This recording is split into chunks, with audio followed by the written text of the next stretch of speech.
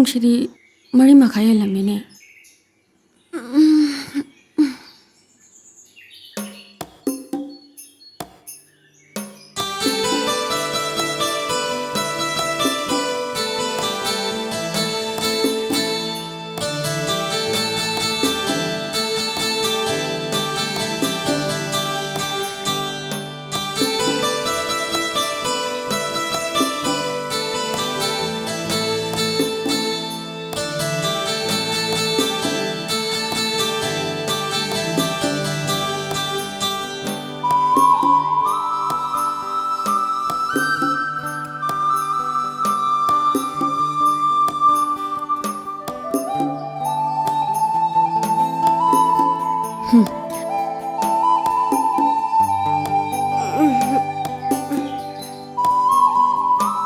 ꯄꯨꯡꯁꯤꯗꯤ 5 ꯇꯥꯔꯝꯃꯦꯅ ꯇꯧꯔꯤꯁꯤꯗꯤ꯫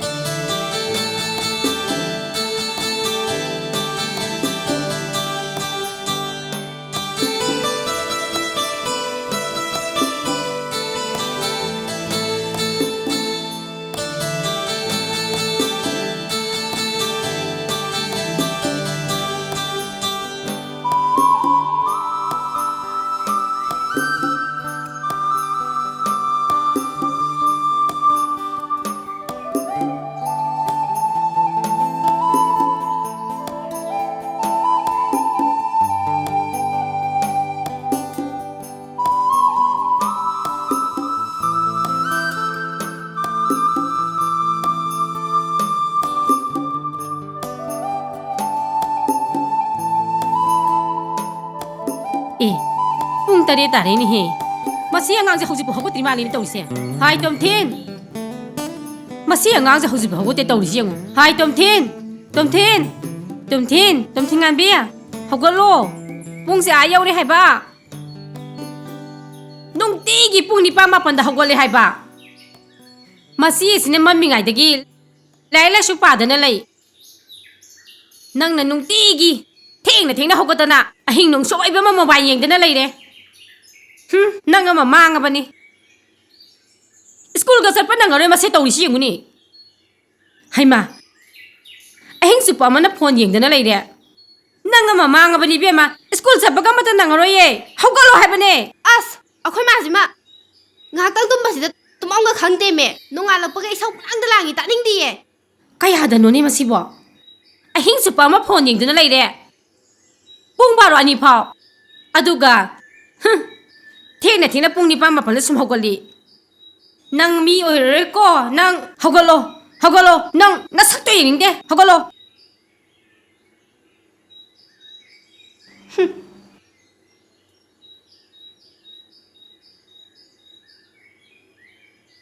ꯅꯃꯥꯏ ꯅꯃꯤꯠꯀꯗꯣ ꯇꯥꯊꯣꯔꯛꯑꯣ ꯆꯠꯂꯣ꯫ ꯅꯪ ꯉꯥꯡꯅꯔꯤꯉꯩꯗꯅꯦ ꯄꯨꯡꯁꯦ ꯌꯧꯈ꯭ꯔꯦ꯫ ꯆꯥꯛ ꯏꯁꯤꯡ ꯊꯣꯡꯕ ꯃꯇꯝ ꯑꯃꯨꯛ ꯌꯧꯁꯤꯜꯂꯛꯑꯅꯤ꯫ ꯆꯦꯡꯁꯨ ꯈꯩꯗ꯭ꯔꯤ꯫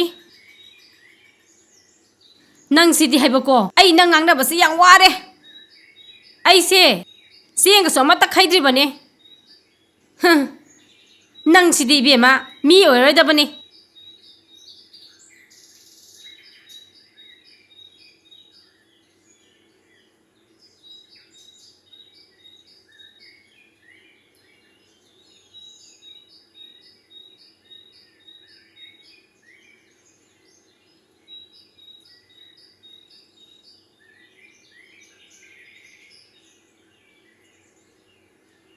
ꯑꯁ! ꯇꯧꯔꯤꯁꯦ ꯌꯦꯡꯉꯨ ꯃꯁꯤ ꯑꯉꯥꯡꯁꯦ꯫ ꯂꯥꯏꯔꯤꯛꯁꯦ ꯐꯖꯅ ꯄꯥꯗꯦꯕꯁꯦ꯫ ꯐꯣꯟꯁꯤꯗ ꯁꯨꯝ ꯃꯦꯠꯇꯅ ꯂꯩ꯫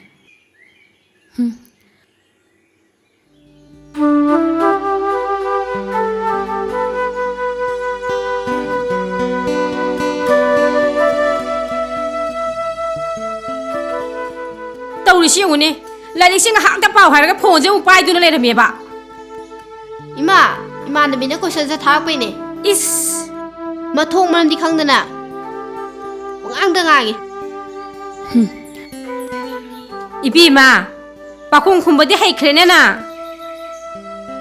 호 이마나네 ngamda 나세나 나오고네 와나 프라이빗 스쿨 타말리바세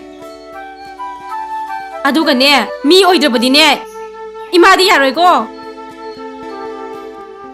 호 이비마 나치 시기 마톡세 땀정니 해낭보 나세나 나오노에니 칵복보다 아스 온통 나티나 캐나 그래다고 nang mi ơi đâu đi con nang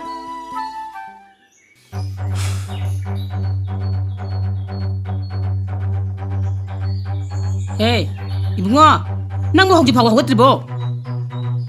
As phone na dong metan la yeta wisibo. Napana ne amungang jel kani. Khoi ma ji di ngang gare ngak tang tum bi da.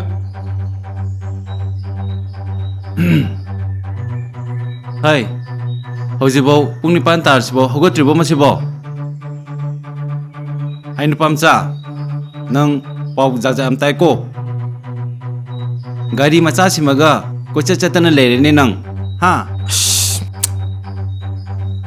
A makha le kai gi nupi thiba kharaga jugo cha daba singati naraga nang kocha chatana leire ba.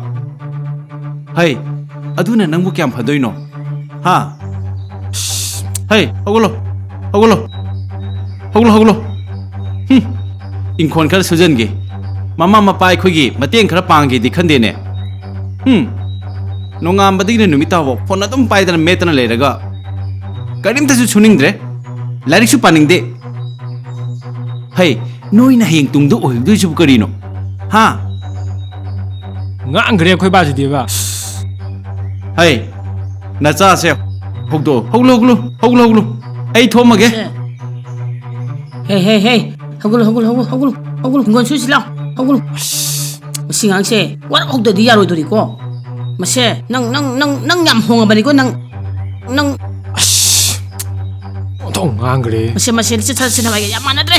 Hing su bap su chau na ge phone wari sana lai ba. Theng na jo halai ba. Class 12 khatane nang na kai se. Napa se yam saurabani ko lao se hogol se ne hey hogol ko nang hogol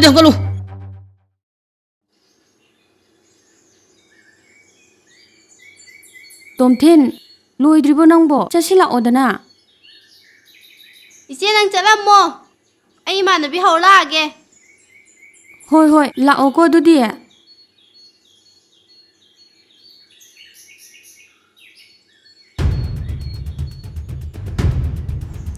ꯆꯠꯈ꯭ꯔ ꯃꯥꯜꯂꯦ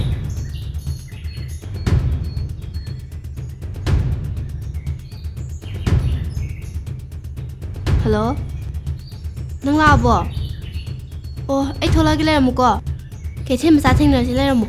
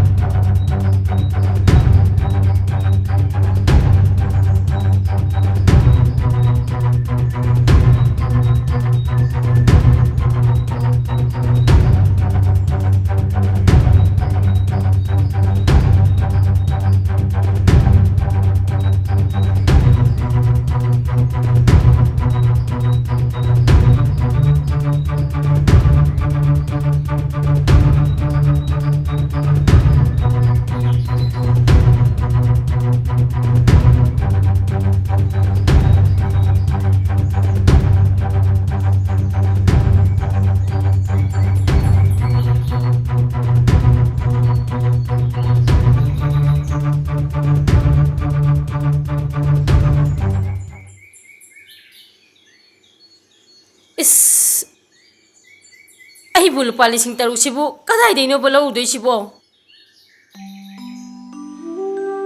마바니기 exam수 꾸이드레 피수 티다베 야로이 사나바부 호나가드라 오행사행기부 호나가드라 yum ama palibanina kayo lakagi luhong khongdongba asianagi sebang mayam ama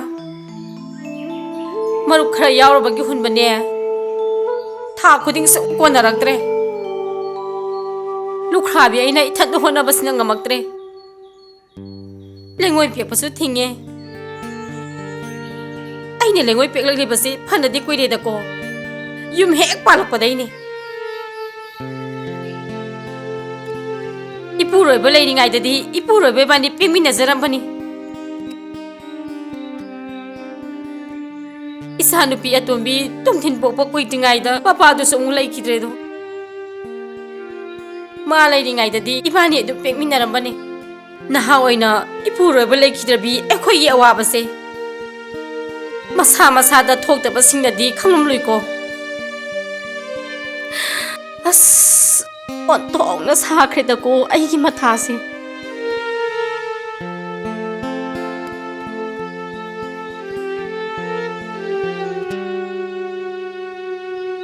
Ima, Ima, Ima.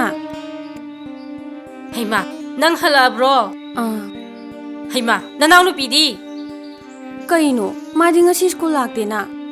kari no ni hai sibo nang ka samina dro hai sibo ꯑꯩꯉꯣꯟꯗꯅꯦ ꯆꯠꯂꯝꯃꯣ ꯃꯃꯥꯟꯅꯕꯤꯒ ꯂꯥꯛꯑꯒꯦ ꯅ ꯂꯩꯍꯧꯕꯅꯦ is kari no ni hai sibo nate ma di kadai sakhra bazano ꯏꯃꯥ ꯃꯥꯅ ꯁꯨꯃꯥꯏꯅ ꯁꯨꯝ ꯇꯧꯔꯛꯏꯁꯦ ꯃꯁꯤꯡ ꯌꯥꯝꯃꯕꯅꯦ masi angang si masi ai di kamai tawni tawri sidia is ai di masi angang si masi othong na kok sa dori da ꯏꯃꯥ ꯅꯪꯁꯦ ꯋꯥꯗꯨꯅꯇ ꯂꯩꯔꯦꯀꯣ ima wadi ye ꯏꯃꯥ ꯅꯪꯒꯤ ꯃꯥꯏꯊꯣꯡꯗꯨꯗꯤ ꯂꯣꯠꯄ ꯀꯩꯗꯧꯅꯨꯡꯗ ꯌꯥꯔꯣꯏꯌꯦ ꯅꯆꯥꯅ ꯑꯗꯨꯝ ꯈꯪꯉꯦ ꯏꯃꯥꯅ ꯐꯅ ꯌꯥꯝ ꯂꯣꯠꯂꯕꯁꯨ ꯏꯃꯥ ꯅꯪ ꯅꯊꯟꯇ ꯍꯣꯠꯅꯕꯗ ꯋꯥꯔꯦꯀꯣ ꯑꯩꯈꯣꯏꯒꯤ ꯐꯤ ꯊꯤꯅꯕ ꯁꯦꯜ ꯂꯩꯇꯕ꯭ꯔꯥ ꯏꯃꯥ ibema ima wade da nakhoi da ne na heido nikthi na tamu ima na ne ngamna bohona ge ꯏꯃꯥ ꯑꯩ 12ꯁꯦ ꯍꯦꯛ ꯂꯣꯏꯕꯒ ꯑꯩ ꯏꯃꯥꯒꯤ ꯃꯇꯦꯡ ꯄꯥꯡꯒꯅꯤ ꯏꯃꯥꯅ ꯌꯥꯗꯕꯁꯨ ꯌꯥꯔꯣꯏ ꯂꯧꯁꯨ ꯀꯨꯝꯒꯅꯤ ꯂꯩꯉꯣꯏꯁꯨ ꯄꯦꯛꯀꯅꯤ ꯏꯃꯥꯅ ꯁꯨꯕ ꯊꯕꯛ ꯈꯨꯗꯤꯡꯃꯛ ꯅꯆꯥ ꯑꯩꯅ ꯂꯣꯏꯅ ꯁꯨꯒꯅꯤ ima gi bema madu yaroi na ukraba isala thabak subodo ima yengba gamoi ꯏꯃꯥ ꯄꯨꯟꯁꯤ ꯍꯥꯏꯕꯁꯤꯗꯤ ꯂꯣꯏꯅꯃꯛ ꯊꯦꯡꯅꯒꯗꯕꯅꯤ ꯂꯣꯏꯅꯁꯨ ꯍꯩꯖꯟꯒꯗꯕꯅꯤ ꯑꯩꯁꯨ ꯈꯟꯕ ꯀꯨꯏꯔꯕꯅꯤ ꯀ꯭ꯂꯥꯁ 12ꯁꯦ ꯍꯦꯛ ꯂꯣꯏꯕꯒ ꯑꯩ ꯏꯃꯥꯒꯤ ꯃꯇꯦꯡ ꯄꯥꯡꯂꯒꯦ ꯍꯥꯏꯅ farese imung di sango nang sak lama mani sa thoro chalo na phinaron ka to fazana hong to ko ꯍꯣꯏ ꯏꯃꯥ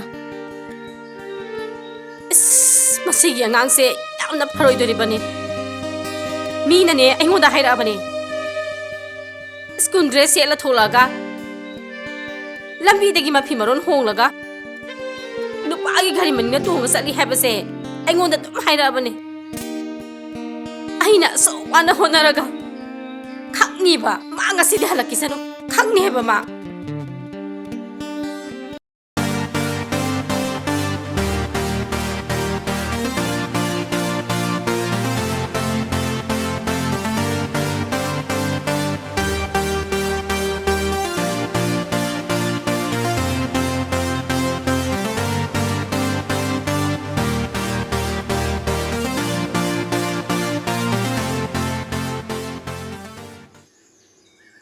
masigi angang se hausi phawa halak ne tawri che class 9 kha kari mamana school salona chalaga school di chatana kathai de no man chali se nang asi di khangni ba nang hat ko ba nang ai gi sei do kadai sakhre sai nai raga sange ba thonga jida masi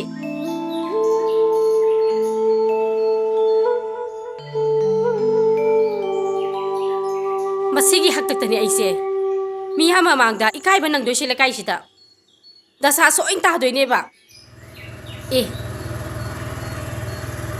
gari masang khame ni he ish mahni ne kai adanga mi ni maning de ka tong de ne yingu ne Ish.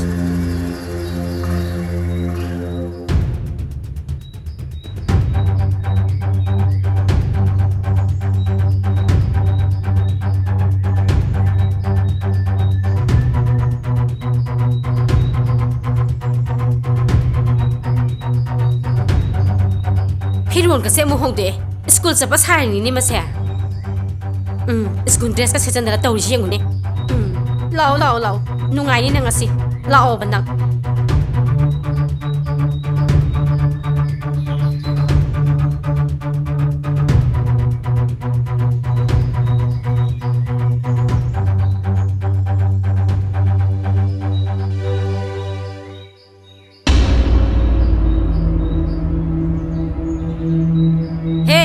Làm kia làm hai bia nang school sa tana nang kadai sa lui nang kadai sa lu ke masi kia phau bia nang kadai sa lui ha school sa tana kadai sa lu ke masi mi ha ma chu pi kai ba nang do saro si ja kro nang da si ja kro nang da si kro tau gidra na he ma kai tau gidra hayo na he ma kai tau gidra hayo tau gidra nang masi ai Phuki masi ngang che phuki lam yam hele ba masi lam yam hele ba masi To o yare se. mama ina asu wa na hona maga mana kya ne sam tha ji masi bo kari gi no Ima, yare ba se. Lai kai lo na ta ni ba. Lao, chang se lao. la kai mama ang sida ai di kai mana si ne ba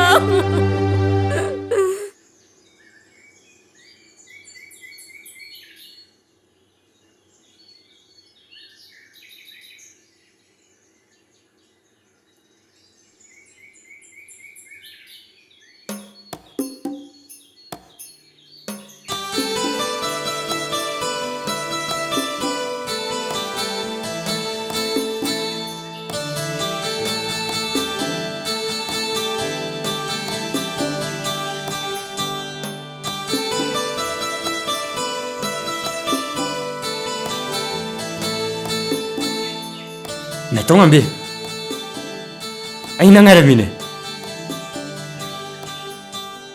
ai ngasi di nang da wam ta ge Kari wano. Hayo. Ivani se school amata su punna taminare na saida gina hoji class 2 po taminare nang na reng wan andum ta dur lai aina tu adum ta ai sinagi na tung induna adum like pa Ado, hoji te khoi class 12 kare. Saudi kana. Ngasi di punsi koi bo wam tai jage. Ai ki mandar ngasi phau namu da wam tai dana lakpane. Ai loina khange gunjen ba. Ai gi so thamoy ama pale. Aduga nangi thamoy bu so aina masa khange. Adubu hojik matam chadri. Ai khoi lairik kana hona ki se. Hayeng hangchit ta ngai re aikhoina 12 tha dui se master tawrakanda lambi du da punna khongda mina se matam du da su ayaya ba pige hojikti lairik kana hotna mina ki se Này tông an bi nang na badum na harati ai nang na ngai haiba matam bo ai ngai jage ai gi thamoi masa khangbiram bagedama Thagachari Adubu wana ngai jaraga arembadi tahanbiram nuko Aigi taru ba senglaba maktriba minamba amata yaudriba thamoi sida ahan bu oina nangi mami takre aigi thamoi bu kharaga hena nangna masa khangna bo na biko angang oiri ngai gi semjin sajin ba yaudriba senglaba thamoi sida takhiba mamine mutnara roidaba kokla roidaba nangi nungsibagi mafamne aishu chatlukige lairik kana honasiko Hoi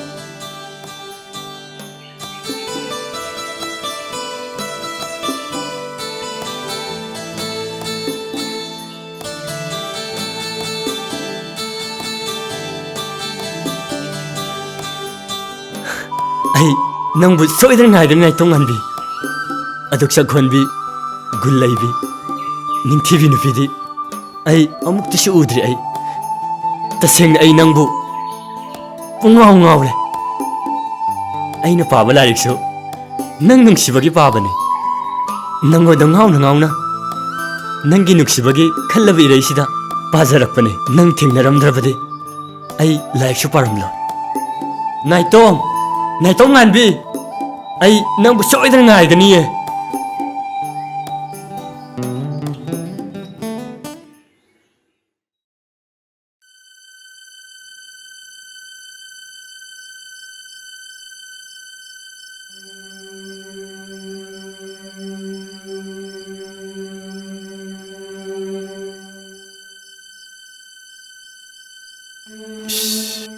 ꯍꯧꯖꯤꯛ ꯐꯥꯎꯕ ꯍꯜꯂꯛꯇꯦꯅꯦ ꯄꯨꯡꯁꯤꯁꯨ ꯌꯧꯅ ꯇꯥꯔꯦꯅꯦ ꯃꯥꯅ ꯅꯨꯡꯇꯤꯒꯤ ꯅꯨꯃꯤꯗꯥꯡ ꯊꯦꯡꯅ ꯊꯦꯡꯅ ꯍꯜꯂꯛꯏꯁꯦ ꯅꯠꯇꯦ 마부 그다이 쩔리잖아. 하이, 마마 nang butari bo. Ông tới thô lô lòng nè. Ồ tare tare. Kari lagi mo ba? Hai, nasa nupa tu na hujik papa halik terus kayak gino. Ha, mana terus kari no ba? Ha, hujik se, yengu, pungsi ayong ntar re. Hujik papa halik tiap ba? Oh hanjara ni dah mo ba? Hai, nasa nupa tu guli sucai hai bini. Yusu pacamat thai hai ba pau tai. Nupi thiba kharga pulli ni ma. Ai na phanam chu phui. Ngang ba ya ba ngangi. Adubu pambai leite. Ai su ware. Ma sum ngang na bangam dre ai se. As isa chau salak pa se. Thok na matha sa khre go moi ba. Mama ma pa oi ba khoina wari se. Macha oi ba moina de karim te khangbi ponte. Hai, nasa do phone to sulu. Phone dong de to sulu. Ho nga sai dai tawri ne pai di e. Gari thawri ori ni. Mai hanjara ni da.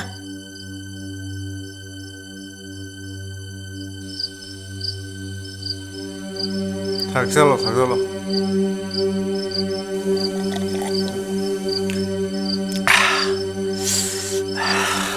Ita, nang sai to phone to sulu ne.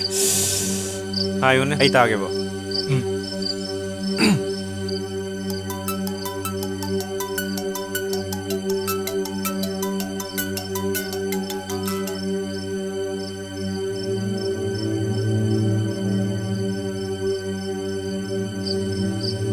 Ita, khalau tharo ko. Ai ta ge ba.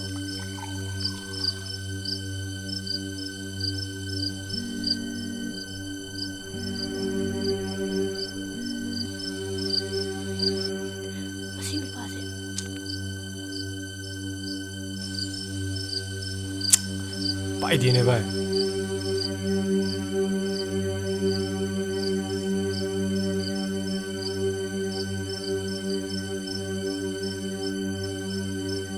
Puksiam nungai tidak, ngasai cuma am sasi lu bagi. Letin dam das angge dah.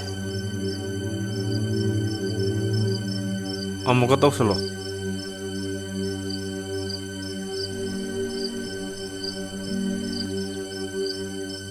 Pai de. Taye, Phone pack di kayak gino. ima hoi leye. Ado, ayo hujik nangang uningi. Ta, hujik laki ai jalo ne. Ado, ayo hujik lakani ko. Nang trok te biar ko. As yaro he yam thenge. Ima hoi sulaye ba. As ko tholo ko sitoro. Ai no mangilo turungarang ko. As yaro habeni nang bo. Ai ne, hek trok te bado nem nasa kanai jani. Khang de koi thame. As thamgre ne. Kamai tau tu no ba sin ba si bo. Mai ma khuthi du ga. Yum se sanga ko Allah de ai bo.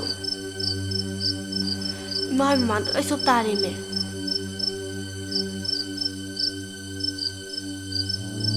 Tau, asidi nem namang halo nuko. Ado dani, ene silisi.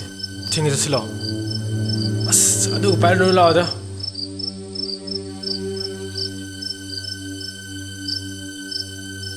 ꯀꯗꯥꯏ ꯂꯩꯈ꯭ꯔꯖꯥꯠꯅꯣꯅꯦ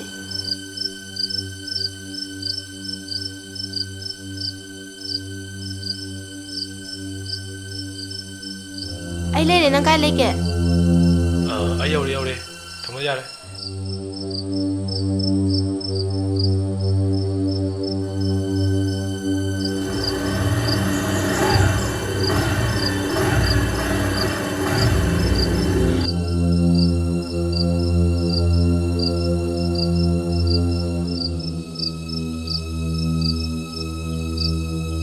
ꯑꯁꯨꯛ ꯊꯦꯡꯀꯥꯟꯁꯤꯗ ꯀꯩꯗꯧ ꯂꯥꯛꯏꯅꯣꯕ ꯅꯪ ꯅꯨꯡꯁꯤꯕꯤꯔꯛꯏꯅꯤ ꯀꯩꯅꯣ ꯅꯪ ꯁꯤꯗꯤ ꯑꯣꯟꯊꯣꯛ ꯋꯥꯅꯝ ꯀꯟꯈ꯭ꯔꯦ ꯃꯅꯝꯁꯤꯗꯤ ꯅꯪ U ꯊꯛꯂꯛꯄ꯭ꯔꯥ ꯊꯛꯇꯤ ꯀꯥꯏꯗꯒꯤꯅꯣ ꯑꯃꯅ ꯊꯛꯇꯤ ꯀꯩꯅꯣ ꯈꯪꯉꯦ ꯌꯥꯔꯦ ꯅꯪ ꯊꯛꯑꯦ ꯑꯣ ꯅꯪꯒꯤ ꯋꯥꯈꯜꯗ ꯉꯥꯎꯔꯦ ꯀꯥꯟꯗꯤ ꯂꯥꯛꯑꯣꯁꯦ ꯑꯁ ꯑꯝꯇ ꯊꯥꯗꯣꯛꯎꯁꯦ ꯂꯥꯛꯑꯣ ꯀꯥꯟꯗꯤ ꯂꯥꯛꯑꯣꯁꯦ ꯂꯥꯛꯑꯣ ꯏꯃꯥ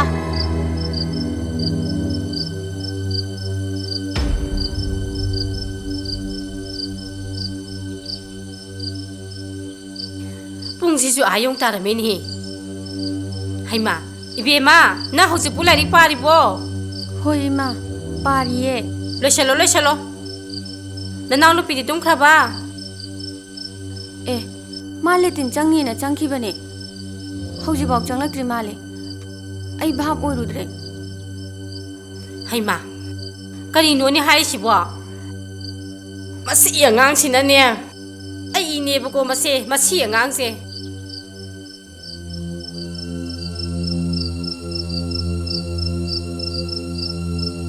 ꯇꯣꯝꯊꯤꯟ ꯉꯥꯟꯕꯤ ꯂꯣꯏꯗ꯭ꯔꯤꯕꯣ ꯈꯨꯝꯗꯦꯅꯦꯍꯦ ꯇꯣꯝꯊꯤꯟ ꯅꯪꯕꯨ ꯑꯗꯨ ꯂꯩꯕ꯭ꯔꯅꯦꯍꯦ ꯇꯣꯝꯊꯤꯟ ꯅꯪꯕꯨ ꯀꯗꯥꯏꯗ ꯂꯩꯒꯦ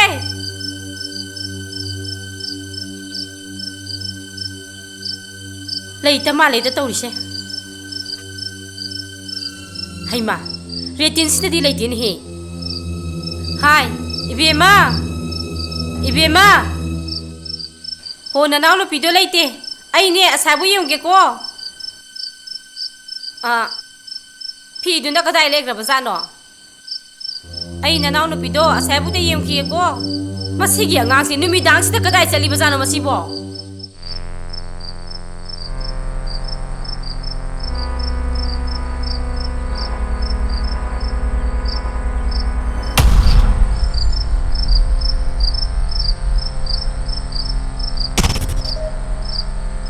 ꯑꯩ ꯌꯨꯝ ꯆꯪꯉꯝꯃꯔꯣꯏ ꯉꯁꯤ ꯆꯦꯜꯂꯁꯦ ꯀꯩꯅꯣ ꯍꯥꯏꯁꯤꯕꯣ ꯑꯁ ꯌꯥꯔꯣꯏ ꯌꯨꯝꯗ ꯋꯥ ꯊꯣꯛꯀꯅꯤ ꯍꯥꯏꯕ ꯍꯧꯖꯤꯛꯄꯨ ꯑꯩ ꯌꯨꯝ ꯀꯃꯥꯏꯅ ꯆꯪꯗꯣꯏꯅꯣ ꯑꯁ ꯅꯃꯥꯟꯅꯕꯤ ꯍꯣꯏꯗ ꯆꯠꯂꯨꯕꯅꯦ ꯍꯥꯏꯔꯒ ꯀꯣꯛ ꯆꯥꯎ ꯀꯩꯗꯧꯔꯒꯦ ꯑꯩꯁꯨ ꯌꯨꯝꯗ ꯆꯪꯗꯣꯏꯁꯤꯗꯤ ꯆꯞ ꯃꯥꯟꯅꯩꯁꯤꯗꯤ ꯍꯣ ꯅꯪꯗꯤ ꯅꯨꯄꯥꯅꯤ ꯅꯨꯄꯥ ꯑꯩꯅ ꯅꯨꯄꯤ ꯐꯨꯕꯗ ꯂꯣꯏꯔꯅꯤꯌꯦ ꯃꯥꯅ ꯑꯩꯁꯨꯅꯦ ꯌꯨꯝꯗꯅꯦ ꯑꯩꯈꯣꯏ ꯕꯥꯅ ꯐꯨꯈ꯭ꯔꯖꯥꯠꯅꯦ ꯅꯨꯃꯤꯗꯥꯡꯁꯤꯗ ꯀꯩꯗꯧ ꯂꯥꯛꯏꯅꯣꯕ ꯑꯗꯨꯗꯤ ꯑꯁ ꯂꯥꯛꯑꯣꯁꯤ ꯆꯠꯂꯨ ꯂꯥꯛꯑꯣꯁꯤ ꯆꯣ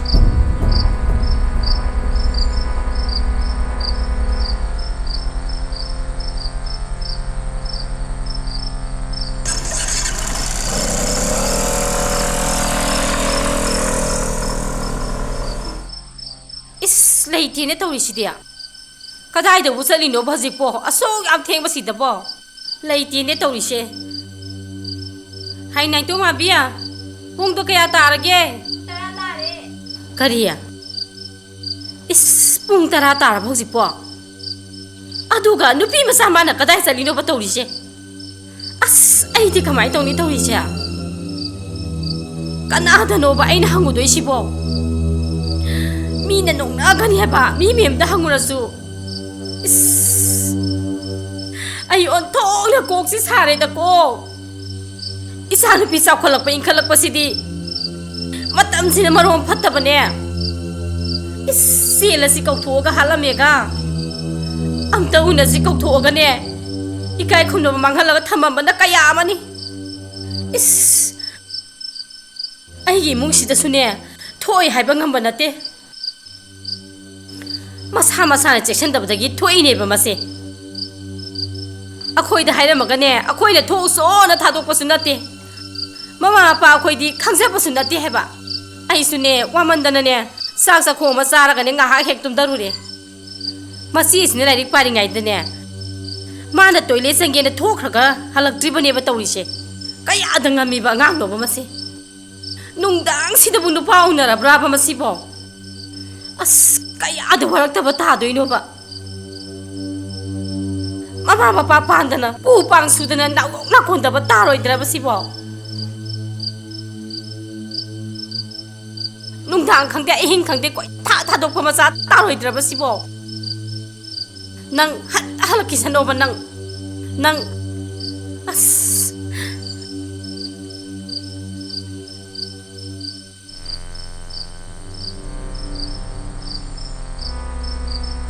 ꯍꯦ ꯅꯪ ꯀꯗꯥꯏ ꯆꯠꯂꯨꯏ ꯅꯨꯃꯤꯗꯥꯡ ꯑꯁꯨꯛ ꯑꯊꯦꯡꯕꯁꯤꯗ ꯅꯪ ꯅꯨꯄꯥ ꯎꯅꯔꯒ ꯀꯗꯥꯏ ꯆꯠꯂꯨꯏ ꯅꯪ कदाई चलुगी नंग दा सिजखरो नंग कदाई चलुगी नुबिदांसिता हा कदाई चलुगी इमा से यारे बसे आई मसी हालगे से तो बा यारे बसे इमा ngai खोबा लेखाइ से लोइना ताबा तारे यारे से नंगसु हौगलो लाओ मनुंग जंगलसे इमुंग द वारी फजना सारुरसे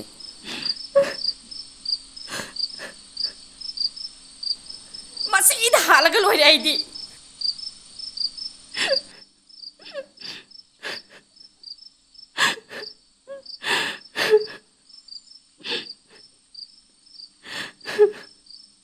नपाना पिसालीना हुंदोरमी हाइदना नंग नपा मसक खंगौद्रे हाइदना आइने नंग कयादा नुसिजै असुक नहा होइना नुखा हौरबी आइना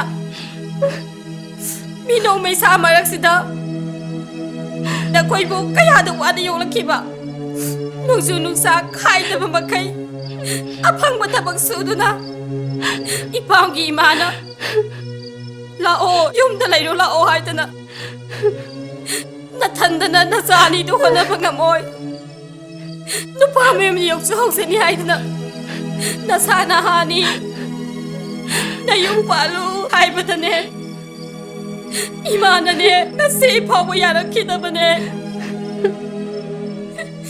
नखोइबु योक्तुना नपागी युमसिदा लैरिबसिनी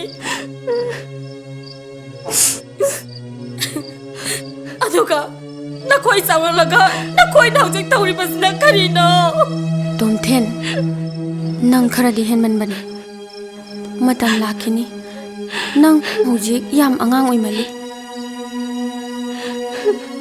अखोय अनिना सोइबदा लाइरबी इमासे करी ओइने लेकाइसिना करी हाइना खिने मपा यावदना पुपांग सुदना नावरोक नाकोनबा मथोंग मरम खंगदबा मचासिना तौथोरकपबु कयाम फनी हाइना खिरोइद्रा नंग इमागी करिसु खंद्रिबसे करिगिनो असुक थेंगबसिदबु नंगबु नुपा उनबा थोकपा होंगनाब्रो नंगना वखल अदुक याम ताद्रिदो करिगिनो नुपा फत्तबना थल्लबा लमदमसिदा अथेंगबसिदा नुपी उनबा लाइबा नुपादुबु कयाम जुत चारमदोइनो कयाम फरमदोइनो थक्चिन चासिलगा लाक्लिबने वखल दाबा नुपानादि अदुमाइना नुंदांगा लाओय नंग नुंसिबगी मा लाक्पा नते खुदोंग चाबा खरा लौबा लाक्पने नुपादुना नंगबु इकाय खुमनबा लौगे सुंगमलनी हातु ओगा थममा सुंगमनी नथंदने नंगना थोइसे नुमिदांगसिदा नाते नंगबु कनाना कनबिदोरी हे नुपानबु नुपी अमा हातके हाबसे कशु लेबे थबक नते मिनिट मंगा फाबा नतिये नखौरिसे मेटलगा लोइरे फिसिनने नंगक समसे लाआगा लोइरे नकोकसिदा नुंगदुमना थोमगसु नंग केसु लावबा ngамोय नुंगदांगसिदा मिनिट अमा अनि खक्तने इमा हाइना कौबसु नचिन्दुना नंग हौरोये हौजिक नुपीगी थोइबा थौदोक मयामसे नंग तारिबा नत्रा टीवीदा पाउचेदा याउरिबा मयामसे हातोगा लबुकतो हुंतोमे हाइना पाता चिंग्यादा खोंबालदा तुरेल मपानदा हुंतोमेना तौरिबा मयामसे हातोगा ꯕꯣꯔꯥꯗ ꯍꯥꯟꯖꯤꯜꯂꯒ ꯇꯨꯔꯦꯜꯗ ꯊꯥꯗꯔꯛꯄꯅ ꯀꯣꯡꯒꯥꯏ ꯑꯃ ꯃꯗꯣ ꯋꯥꯔꯤ ꯅꯠꯇꯤꯌꯦ ꯑꯁꯦꯡꯕ ꯊꯣꯛꯈꯤꯕ ꯉꯥꯛꯇꯅꯦ ꯅꯠꯇꯦ ꯅꯪꯉꯣꯟꯗ ꯏꯃꯨꯡꯁꯤꯗ ꯊꯣꯛꯑꯣꯏ ꯍꯥꯏꯕ ꯉꯝꯕ ꯅꯠꯇꯤꯌꯦ ꯑꯩꯈꯣꯏꯗ ꯊꯣꯛꯑꯗꯤ ꯏꯃꯥꯁꯤꯅ ꯀꯔꯤ ꯑꯣꯏꯅꯤ ꯁꯨꯃꯥꯏꯅꯅꯦ ꯅꯨꯄꯥꯅ ꯍꯥꯏꯕꯗ ꯌꯥꯕ ꯅꯨꯡꯗꯥꯡ ꯊꯣꯛꯄꯗꯒꯤ ꯆꯦꯛꯁꯤꯟꯗꯕꯗꯒꯤ ꯊꯣꯛꯏꯕ ꯉꯥꯛꯇꯅꯦ ꯊꯧꯗꯣꯛ ꯃꯌꯥꯝꯗꯣ ꯑꯩꯈꯣꯏꯅ ꯊꯣꯛꯎꯗ꯭ꯔꯒꯗꯤ ꯅꯨꯄꯥꯁꯤꯡꯗꯨꯅꯅꯦ ꯑꯗꯨꯒꯨꯝꯕ ꯐꯠꯇꯕ ꯊꯕꯛꯁꯤꯡꯗꯣ ꯀꯩꯁꯨ ꯇꯧꯕ ꯉꯝꯃꯣꯏ ꯑꯗꯨꯒꯨꯝꯕ ꯑꯋꯥꯕ ꯇꯥꯈꯤꯕ ꯅꯨꯄꯤ ꯃꯌꯥꯝꯗꯣ ꯃꯌꯨꯝꯗꯒꯤ ꯅꯨꯄꯥꯁꯤꯡꯗꯨꯅ ꯆꯤꯡꯊꯣꯛꯑꯒ ꯁꯔꯝꯆꯠ ꯆꯠꯈꯤꯕ ꯃꯤꯍꯥꯠꯊꯤꯅ ꯍꯥꯠꯈꯤꯕ ꯑꯃꯠꯇ ꯅꯠꯇꯦ ꯅꯨꯡꯗꯥꯡꯗ ꯂꯣꯟꯅ ꯂꯣꯟꯅ ꯀꯧꯊꯣꯛꯑꯒ ꯏꯃꯨꯡ ꯃꯅꯨꯡ ꯀꯅꯥꯝꯇꯁꯨ ꯍꯥꯏꯔꯝꯗꯅ ꯂꯝ ꯍꯦꯟꯗꯨꯅ ꯊꯣꯛꯄꯗꯒꯤꯅꯦ ꯈꯨꯗꯣꯡꯆꯥꯕ ꯂꯧꯈꯤꯕ ꯃꯌꯥꯝꯁꯦ ꯅꯪꯅꯗꯤ ꯅꯨꯡꯁꯤꯕꯅꯤꯅ ꯊꯣꯛꯏ ꯃꯈꯣꯏꯕꯨ ꯊꯥꯖꯗꯨꯅ ꯑꯗꯨꯒꯅꯦ ꯃꯤꯗꯨꯅ ꯐꯠꯂꯝꯗ꯭ꯔꯒꯗꯤ ꯅꯪꯒꯤ ꯅꯔꯥꯏꯕꯛ ꯀꯔꯤ ꯑꯣꯏꯕ ꯌꯥꯒꯦ ꯑꯗꯨ ꯑꯣꯏꯔꯒꯗꯤ ꯑꯩꯈꯣই ꯏꯁꯥꯅ ꯆꯦꯛꯁꯤꯟꯖꯕꯅ ꯐꯠꯇꯕ꯭ꯔꯣ ꯐꯠꯇꯕ ꯃꯤꯁꯤꯡꯗꯨꯅ ꯈꯨꯗꯣꯡꯆꯥꯕ ꯂꯧꯕ ꯉꯝꯗꯅꯕ 이제 ꯑꯩ ꯂꯥꯟꯈ꯭ꯔꯦ ꯑꯩ ꯃꯇꯨꯡ ꯊꯣꯛꯑꯔꯣꯏꯒꯦ ꯃꯥꯅ ꯐꯣꯟ ꯍꯟꯖꯤꯟ ꯍꯟꯖꯤꯟ ꯇꯧꯔ ꯀꯧꯊꯣꯔꯛꯄꯅꯦ ꯑꯩ ꯊꯣꯛꯂꯛꯇ꯭ꯔꯗꯤ ꯑꯩꯈꯣꯏ ꯌꯨꯝꯗ ꯃꯥ ꯆꯪꯉꯛꯀꯅꯤ ꯍꯥꯏꯌꯦ ꯑꯗꯨꯒꯤ ꯑꯩ ꯀꯤꯗꯅ ꯊꯣꯛꯎꯕꯅꯦ ꯃꯥ ꯊꯦꯝꯃ ꯊꯥꯗꯣꯛꯎꯒꯦꯅ ꯌꯦꯡꯉꯣ ꯅꯨꯄꯥꯒꯤꯗꯤꯅꯦ ꯑꯗꯨ ꯉꯥꯛꯇꯅꯦ ꯑꯅꯝ ꯀꯜꯂꯛꯀꯅꯤ ꯂꯝ ꯍꯦꯜꯂꯛꯀꯅꯤ ꯑꯉꯝ ꯇꯥꯜꯂꯛꯀꯅꯤ ꯅꯤꯁꯥ ꯆꯥꯁꯤꯜꯂꯒ ꯑꯗꯨꯒꯨꯝꯕ ꯀꯌꯥ ꯀꯌꯥ ꯆꯠꯊꯔꯛꯀꯅꯤ ꯅꯪ ꯐꯣꯟ ꯂꯣꯟꯅ ꯄꯥꯏꯔꯦ ꯐꯣꯟ ꯄꯥꯏꯒꯅꯨ ꯍꯥꯏꯕꯁꯨ ꯌꯥꯗꯦ ꯑꯣꯟꯂꯥꯏꯟ क्लासनी अदुनी अदानी आंसर थारइनी अदुम पाइरे अखोइसुने नंग सुम सेनरगा लेबदि ngamदिए इमाना नंगी फोन जो कया कया थुगाइख्रे अदुबु ऑनलाइन क्लास लई हैना अमु हेक्ता लौई लेबा ngamददना इमासिना नंगी फोन दो कया वाना लई तोमथेन नंग लाइरिकता थवा याव नंग यामना अंगांग ओइरिए हौजिक्तगी हौना नुंसिबदा खोंदाख्रदी नंग हयेंग याम वानी लाइरिकसु पानिंगारोय नुपादुगी वखलदा अदुम लुप्तुना लैख्रनी फोन दसु वारी अदुम सानानिंगदुना लैरनी SMS हाइरे अदुम हनिंगनी अहिंगसु तुम्बा यारारोय नुपादुना हाइरखिबो वहैसिंगदो अदुम तादुना लैरनी नसादो मतम चादबा अंगाव नुसीबनाने वहनगनु नंग वखल तारो इमागा इबाइनिसे नंगी खनबदा याम वारे कदाय फोन दो पिरो ngasiदगी फोन पाइबा यारारोय पिरो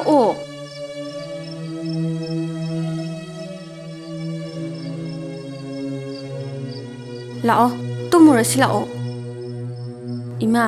इमा सु तुमुरो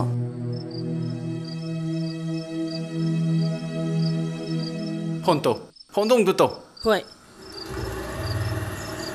ꯑꯦ ꯒꯥꯔꯤ ꯊꯧꯔꯛꯄꯒꯤ ꯃꯈꯣꯟ ꯑꯃ ꯇꯥꯔꯦ ꯑꯣ ꯂꯥꯛꯑꯦ लाए ला मालेने ꯂꯥꯛꯑꯦ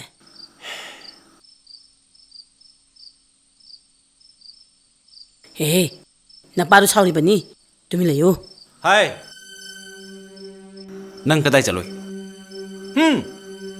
गाड़ी मचा सिदा नंग नुंगाइरेने हा नुंगानबदी रे नुमित ताफो कोथौ थौरगा नंग यामना नुंगाइरेबा हा ngasiने ai nangi gari se mai thage masi de mai thara ai peladabni kaino ba nang bui duba gari da mai thage hai lei ꯀꯩ ꯉꯥꯡꯅꯁꯤꯕꯣ ai da ai gari je mai thab da kai dog yong ai jini gari nang na ingu da kai dog deba ai ngu da machit khumini ma se machin ga khumini he se thage ai gi irana leibane ko nang kai dog hai bno ha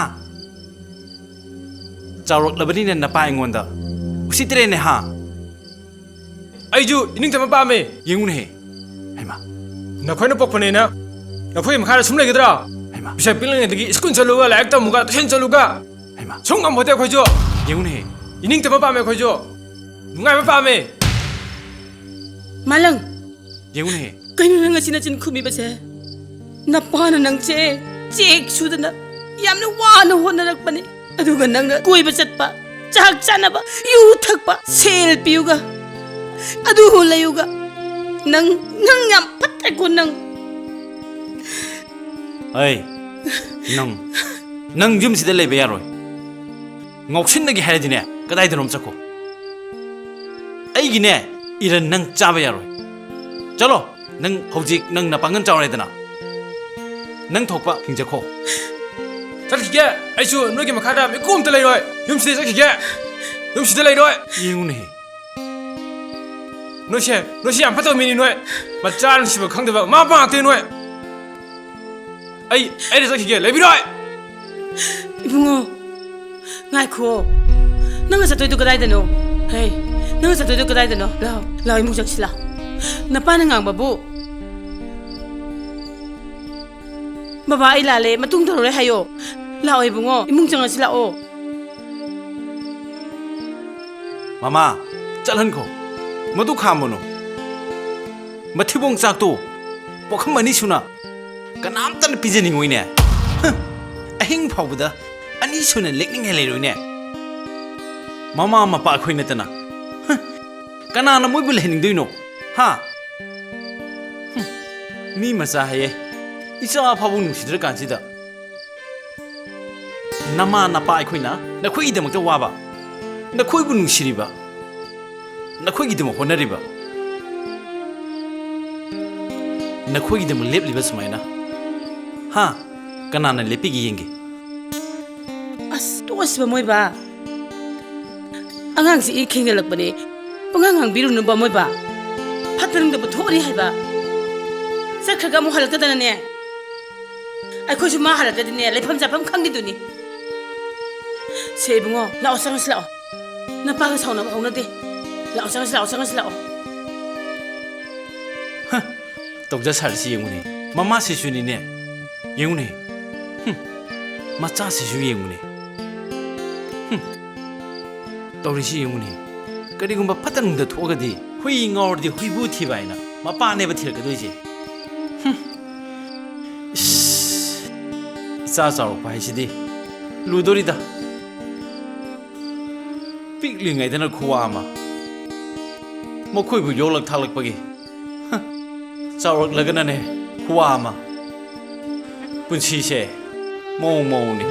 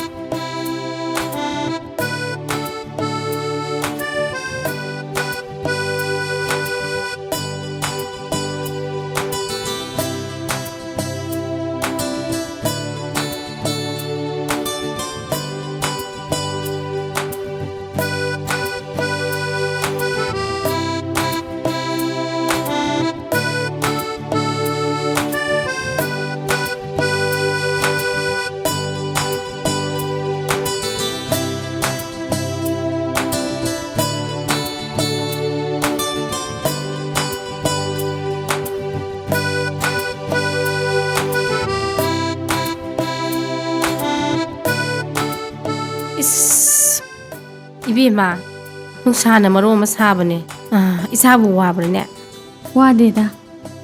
이스 로이더래 단도리 기타 가야세 합살라시세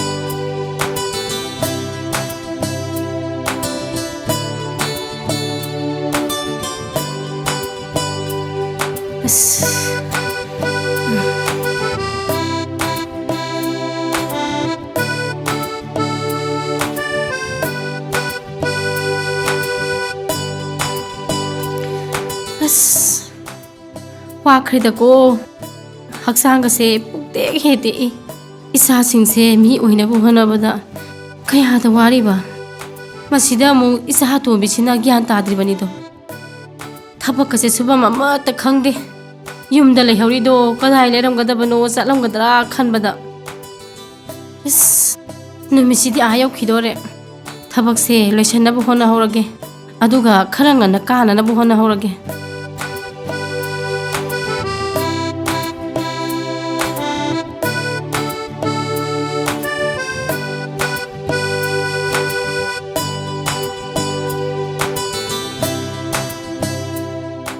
이베마 이마 ꯌꯥꯝ ꯀꯟ ꯁꯨꯒꯅꯨ 이마 ꯇꯧꯒꯦ 야니다 이마 이마 ꯇꯧꯒꯦ ꯊꯝꯃꯣ ꯅꯨꯡꯁꯥꯅ ꯅꯨꯡꯁꯥ ꯁꯥꯕꯅꯦ ꯅꯁꯨꯡ ꯅꯃꯥꯟꯅꯕꯁꯤꯡꯒꯤ ꯃꯔꯛꯇ ꯂꯥꯏ ꯂꯥꯏꯁꯨ ꯇꯝ ꯆꯠꯀꯗꯧꯕ ꯅꯪꯅ ꯏꯃꯥꯒꯤ ꯃꯇꯨꯡ ꯏꯜꯂꯦꯗꯣ ꯊꯝꯃꯣ 이마 ꯇꯧꯔꯒꯦ ꯄꯣꯊꯥꯔꯣ 이샤 와라니 ꯄꯣꯊꯥꯔꯣ 하바 야라니 이마 사실 로이샬라마게 야래 포타로 ꯍꯜꯂꯣ ꯆꯥꯛ ꯆꯥꯔꯕꯣ ꯍꯣꯏ ꯆꯥꯔꯦ ꯀꯥꯏ ꯂꯩꯒꯦ ꯌꯨꯝ ꯂꯩꯌꯦ ꯑꯗꯣ ꯍꯣꯔꯦꯟ ꯎꯅꯁꯤ ꯌꯥꯕ꯭ꯔꯣ ꯍꯣꯏ ꯌꯥꯏꯌꯦ ꯀꯥꯏꯗ ꯎꯅꯁꯦ ꯍꯥꯏꯅꯣ ꯑꯩꯈꯣꯏ ꯍꯦꯛ ꯎꯅꯕ ꯃꯐꯝꯗꯣ ꯑꯗꯨ ꯂꯥꯛꯑꯣ ꯍꯣꯏ ꯑꯩꯈꯣꯏꯅꯤꯁꯦ ꯍꯦꯟꯗꯤ ꯍꯦꯟꯃꯜꯂꯝꯅꯤꯀꯣ ꯏꯆꯦ ꯍꯣꯏ ꯏꯃꯥꯅꯅꯦ ꯈꯪꯉꯗꯤꯅꯦ ꯑꯩꯁꯦ ꯑꯁ ꯌꯨꯝꯗꯒ ꯂꯩ ꯌꯥꯔꯔꯣꯏ ꯑꯗꯣ ꯈꯔ ꯆꯦꯛꯁꯤꯟꯁꯤꯀꯣ ꯍꯣꯏ ꯆꯦꯛꯁꯤꯟꯁꯤ ꯏꯃꯥ ꯍꯣꯏꯅꯅꯦ ꯑꯩ ꯐꯤꯕꯝꯁꯦ ꯌꯥꯝ ꯆꯤꯡꯅꯔꯕꯅꯤꯀꯣ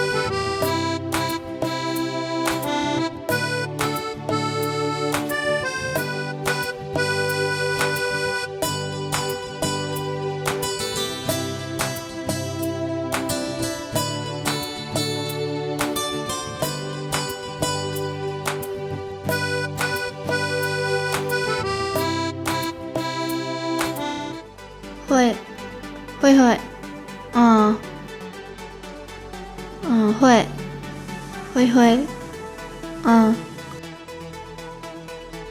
ꯐꯩꯅꯦ ꯑꯗꯨꯗꯤ ꯏꯃꯥ ꯍꯣꯏ ꯍꯜꯂꯛꯄ ꯃꯇꯝ ꯌꯧꯔꯦ ꯊꯝꯃꯒꯦꯀꯣ ꯑꯃꯨꯛꯅꯦ ꯃꯣꯏ ꯑꯃꯨꯛ ꯊꯦꯡꯅꯔꯗꯤ ꯆꯩ ꯆꯥꯔꯅꯤꯕ ꯊꯝꯃꯦ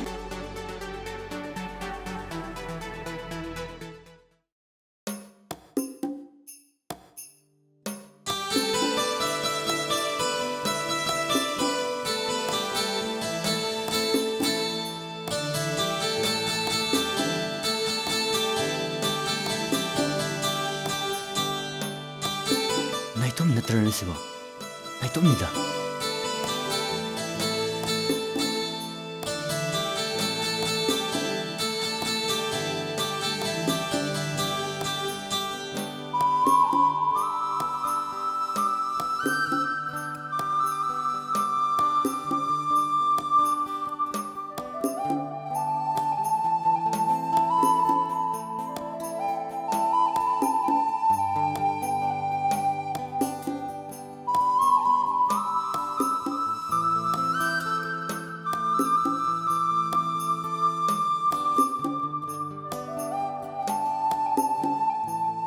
이마 농사 얌 사리 나야 보타루세 호 포타라세 하이로 라라라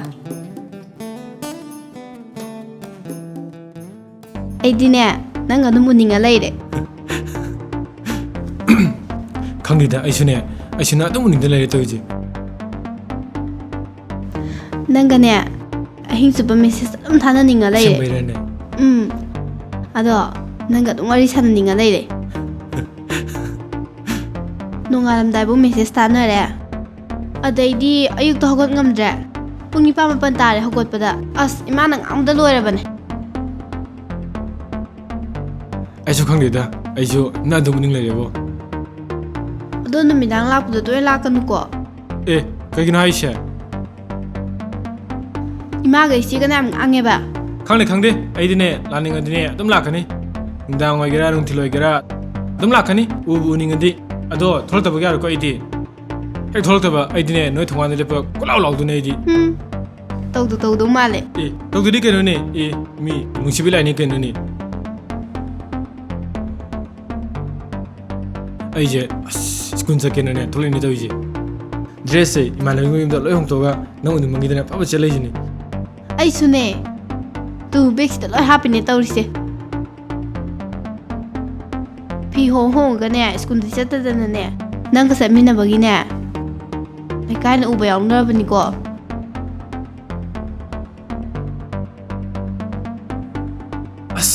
ꯈꯪꯗꯦꯗ ꯑꯩꯁꯨꯅꯦ ꯅꯪꯒ ꯑꯗꯨꯝ ꯀꯣꯏꯕ ꯆꯠꯄ ꯑꯗꯨꯝ ꯎꯅꯅꯤꯡ ꯂꯩꯔꯦ ꯅꯪꯒ ꯑꯩꯁꯦ ꯑꯩꯒꯤ ꯒꯥꯔꯤ ꯃꯆꯥꯁꯤꯗ ꯑꯗꯨꯝ ꯇꯣꯡꯍꯟꯅꯤꯡꯉ ꯂꯩꯔꯦ ꯅꯪꯁꯦ ꯈꯪꯗꯦ ꯅꯣꯡ ꯐꯥꯗꯣꯛꯀ ꯏꯊꯟꯗ ꯊꯧꯔ ꯆꯠꯄꯁꯦ ꯏꯍꯥꯡ ꯍꯥꯡꯉꯗꯅ ꯇꯨꯡꯗꯅꯦ ꯅꯪ ꯇꯣꯡꯉꯤꯕꯣꯏ ꯅꯤꯡꯗꯅ ꯑꯗꯨꯝ ꯋꯥꯔꯤ ꯁꯥꯔ ꯂꯩꯔꯤꯅꯦ ꯑꯩꯁꯦ ꯆꯣꯞꯄꯒ ꯌꯥꯎꯔꯛꯄꯅꯤꯗ ꯑꯁꯦꯡꯕꯩꯔꯅꯦ ꯃꯥꯅꯤ ꯀꯩꯅꯣ ꯑꯗꯣ ꯉꯁꯤꯗꯤ ꯏꯕꯥꯅꯤ ꯑꯇꯣꯞꯄ ꯃꯐꯝ ꯑꯃꯗ ꯉꯥꯛꯇꯪ ꯀꯣꯏꯔꯨꯁꯤꯗꯅ ꯑꯩꯁꯨ ꯒꯥꯔꯗꯦꯟꯗ ꯌꯥꯝ ꯆꯠꯅꯤꯡꯉꯦ ꯑꯗꯨꯗꯤ ꯊꯦꯡꯉꯅꯤꯌꯦ ꯁ꯭ꯀꯨꯜ ꯁꯨꯇꯤ ꯊꯥꯕ ꯃꯇꯝ ꯌꯧꯔꯕꯅꯤꯅ ꯌꯨꯝꯗ ꯍꯟꯗꯣꯏꯅꯤ ꯆꯠꯂꯁꯤꯔꯥ ꯍꯣꯏ ꯆꯠꯂꯁꯦ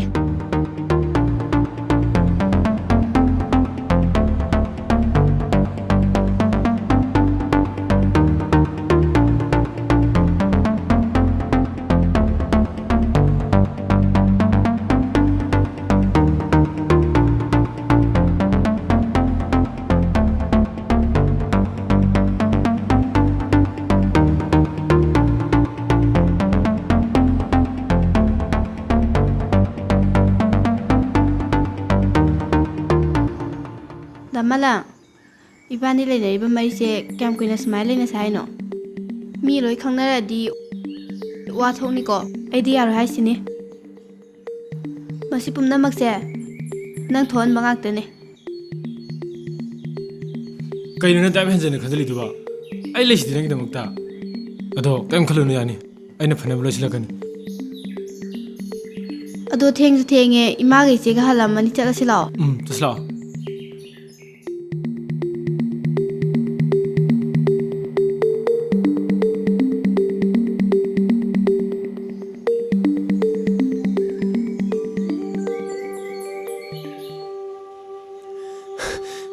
나이톱 몇트는 집어 나이톱니다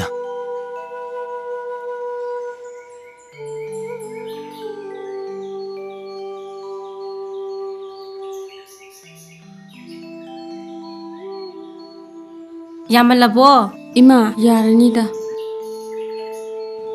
ꯉꯥꯏꯈꯣ ꯀꯣꯛ ꯀꯨꯞꯁꯜꯍꯧꯒꯦ ꯅꯃꯥꯏꯗꯣ ꯈꯟꯖꯜꯂꯨꯅꯦ ꯂꯣꯏ ꯀꯥꯊꯦꯛꯑꯅꯤ ꯂꯥꯛꯀꯅꯣꯁꯨ ꯌꯥꯗꯦꯗꯣ ꯏꯃꯥꯏ ꯃꯇꯦꯡ ꯄꯥꯡꯅꯦꯅ ꯏꯟꯅꯔꯛꯏꯗꯣ ꯏꯃꯥ ꯋꯥ ꯌꯥꯄꯣꯟꯇꯦꯗ ꯍꯩꯗꯣꯛꯈ꯭ꯔꯣꯅꯦ ꯃꯀꯨꯝꯗꯣ ꯑꯃꯨꯛ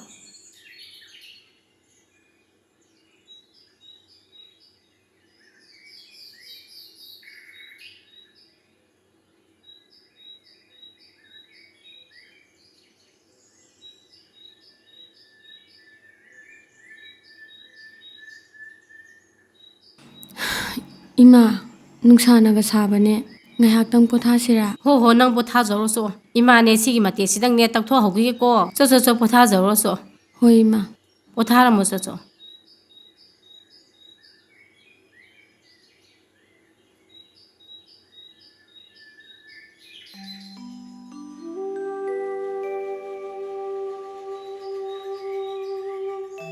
ꯍꯌꯦꯡꯈꯩꯗꯤ ꯁꯨꯃꯥꯏꯅ ꯇꯧꯕꯤꯒꯅꯨ ꯑꯃꯨꯛ ꯍꯟꯅꯁꯨ ꯂꯥꯛꯄꯤꯒꯅꯨ ꯑꯩꯅ ꯃꯥꯁꯇꯔ ꯇꯝꯃꯀꯥꯟꯗ ꯑꯌꯥꯕ ꯄꯤꯒꯦ ꯍꯥꯏꯖꯈꯤꯕꯗꯨꯅꯤ ꯑꯩꯕꯨ ꯋꯥ ꯑꯅꯤꯔꯛ ꯁꯨꯅꯁꯨ ꯉꯥꯡꯍꯟꯕꯤꯒꯅꯨ ꯑꯦꯛꯖꯥꯝꯁꯨ ꯂꯣꯏꯈ꯭ꯔꯦ ꯎꯁꯨ ꯎꯅꯈꯤꯗ꯭ꯔꯦ ꯅꯪ ꯎꯕꯁꯨ ꯐꯪꯗ꯭ꯔꯦ ꯅꯪꯅ ꯁꯨꯝꯅ ꯊꯕꯛꯁꯨ ꯆꯠꯄꯁꯦ ꯑꯩ ꯅꯨꯡꯉꯥꯏꯔꯝꯒꯅꯤ ꯈꯟꯕ꯭ꯔꯣ ꯁꯥꯈ꯭ꯔꯕ ꯅꯨꯡꯁꯥ ꯃꯔꯛꯁꯤꯗ ꯅꯪꯅ ꯊꯕꯛꯁꯨ ꯂꯩꯕꯁꯦ ꯑꯩ ꯌꯨꯝꯗ ꯂꯩꯕ ꯉꯝꯗꯦ ꯍꯌꯦꯡꯗꯒꯤꯗꯤ ꯑꯩꯁꯨ ꯂꯥꯛꯀꯅꯤ ꯂꯩꯉꯣꯏ ꯄꯦꯛꯄ ꯌꯥꯎꯒꯅꯤ ꯅꯈꯣꯏꯒꯤ ꯃꯇꯦꯡ ꯄꯥꯡꯒꯦ ꯌꯥꯝꯅ ꯋꯥꯈꯜ ꯇꯥꯗꯕꯩ ꯃꯇꯧꯁꯨ ꯎꯠꯂꯛꯀꯅꯨ ꯑꯋꯥꯕ ꯃꯤ ꯀꯌꯥ ꯑꯃꯁꯨ ꯍꯤꯡꯅꯔꯤꯕꯁꯤꯅꯤ ꯃꯁꯦ ꯑꯩꯒꯤ ꯄꯨꯟꯁꯤꯅꯤ ꯅꯨꯡꯉꯥꯏꯕꯒꯤ ꯃꯇꯝꯁꯨ ꯂꯥꯛꯈꯤꯅꯤ ꯆꯠꯄꯤꯔꯣ ꯃꯤ ꯎꯔꯒ ꯐꯖꯗꯦ ꯑꯩ ꯑꯁꯨꯝꯅ ꯅꯣꯡꯃꯇ ꯅꯨꯄꯥꯒ ꯑꯣꯟꯁꯤꯟꯅꯔꯒ ꯋꯥꯔꯤ ꯁꯥꯗꯦ ꯑꯩ ꯆꯠꯂꯨꯈꯤꯒꯦ ꯑꯗꯣ ꯀꯩꯅꯣꯝꯇ ꯁꯤꯝꯇꯪꯗꯤ ꯌꯥꯕꯤꯌꯨ ꯁꯦ ꯁꯤꯝꯇꯪꯗꯤ ꯂꯧꯁꯟꯕꯤꯌꯨ ꯑꯩ ꯅꯪꯒꯤ ꯃꯇꯦꯡ ꯄꯥꯡꯖꯕꯅꯤ ꯑꯩ ꯃꯗꯨ ꯄꯥꯝꯗꯦ ꯍꯌꯦꯡ ꯅꯪꯒꯤ ꯏꯃꯥ ꯕꯕꯥꯅ ꯂꯩꯁꯥꯔꯤꯉꯩꯗꯒꯤ ꯏꯆꯥꯗꯒꯤ ꯁꯦꯜ ꯂꯧꯏ ꯏꯆꯥꯅ ꯂꯣꯏꯅ ꯍꯣꯠꯅꯔꯛꯄꯅꯤ ꯍꯥꯏꯅ ꯑꯩ ꯃꯗꯨ ꯄꯥꯝꯗꯦ ꯁꯦꯜꯗꯣ ꯍꯥꯞꯆꯟꯕꯤꯌꯨ ꯑꯗꯨꯒ ꯑꯩꯈꯣꯏꯒꯤꯁꯨ ꯀꯩꯁꯨ ꯋꯥꯠꯇꯦ ꯁꯨꯔꯤꯕꯁꯤꯅ ꯑꯗꯨꯝ ꯀꯣꯟꯅꯔꯤ ꯃꯇꯨꯡꯗ ꯑꯃꯨꯛ ꯍꯟꯅ ꯂꯥꯛꯄꯤꯔꯅꯨ ꯄꯥꯈꯪ ꯂꯩꯁꯥꯕꯤ ꯑꯣꯏꯕꯒꯤ ꯅꯨꯡꯁꯤꯅꯕ ꯋꯥꯔꯤ ꯁꯥꯕ ꯀꯣꯏꯕ ꯆꯠꯄ ꯃꯗꯨ ꯄꯨꯝꯅꯃꯛꯇꯣ ꯃꯥꯁꯇꯔ ꯍꯦꯛ ꯇꯝꯕꯒ ꯑꯩꯅ ꯅꯉꯣꯟꯗ ꯑꯌꯥꯕ ꯄꯤꯖꯒꯦ ꯃꯗꯨ ꯐꯥꯎ ꯉꯥꯏꯕꯤꯌꯨ ꯃꯗꯨꯒꯤ ꯃꯈꯥ ꯇꯥꯕꯗ ꯑꯩꯅ ꯍꯥꯏꯔꯤꯕꯁꯤꯒꯤ ꯋꯥꯡꯃꯗ ꯊꯕꯛ ꯇꯧꯔꯛꯂꯕꯗꯤ ꯏꯕꯥꯏꯅꯤꯒꯤ ꯃꯔꯤꯁꯦ ꯂꯣꯏꯅꯔꯦ ꯈꯟꯕꯤꯌꯨ ꯑꯩ ꯆꯠꯆꯔꯒꯦ